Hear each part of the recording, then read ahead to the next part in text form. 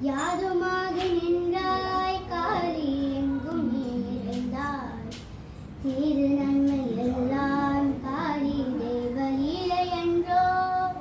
பூதமைந்தமானாய் காளி போர்க்கலைந்துமானாய் போதுமாகி நின்றாய் காளி பொறியை விஞ்சி நின்றாய் பொறியை விஞ்சி நின்றாய் பொறியை விஞ்சி நின்றாய்